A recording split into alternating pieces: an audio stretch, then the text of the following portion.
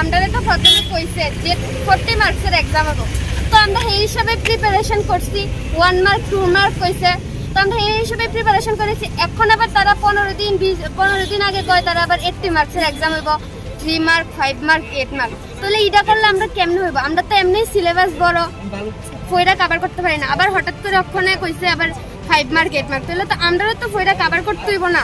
তারা প্রথমে কইছে 1 মার্ক 2 মার্ক, ওখানে আবার হঠাৎ করে ডিসিশন করে লাইছে যে 8 মার্ক 80 মার্ক। তো এটা তো আমরার উপরে প্রেশার করতেছে, অনেক স্টুডেন্টের উপরে তো অনেক প্রেশার করতেছে।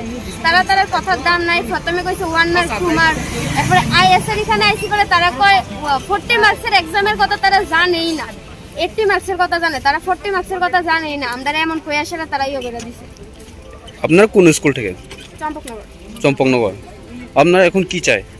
আমরা এখন চাই যে এক হইলে তারা যাতে 40 মার্কসের এক্সাম না হয়, 1 মার্ক 2 মার্ক, নাইলে যদি তারা 80 মার্কসের এক্সাম নিতে চায় তাহলে আমরা যাতে টাইম দেওয়া হোক। কারণ এই 15 দিনের মধ্যে আমরা কি 80 মার্কসের লিগে আবার প্রিপারেশন করব? কারণ আমরা তো 40 মার্কসের লিগে প্রিপারেশন করছি, 40 মার্কসের প্রিপারেশন, তারা আবার 80 মার্কসের প্রিপারেশন করতে তো টাইম লাগবে।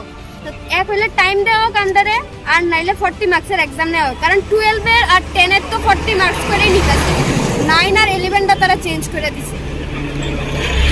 আইএস কি কয়?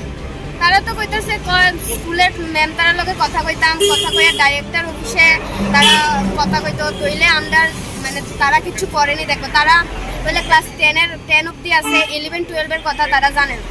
এর মাস্টার লাগে কথা কইছেন? আমরা স্কুলের কয়েকজন ম্যামের লগে তারা ম্যামের কইছে, ম্যাম যে হঠাৎ করে যে 80 মার্কসের কথা কইছে এটা কিতা করতাম। ম্যাম তারা তো কইছে যে ওখানে আমরা কি করব, আমাদের কাছে তো বোর্ডের থেকে নোটিশ আইছে, অর্ডার আইছে, এটা তো ম্যাম তারা কি করব এমন কইছে আমরা। তাহলে আপনারা যে আইছে নাম মার্কটা এই মার্ক দিয়ে করানো লাগবে। হ্যাঁ 80 মার্কসের ওখানে एग्जाम দিতে হইব। 4 তারিখ থেকে एग्जाम, এই 15 দিন রইছে মানে, আর 15-20 দিন এই एग्जाम।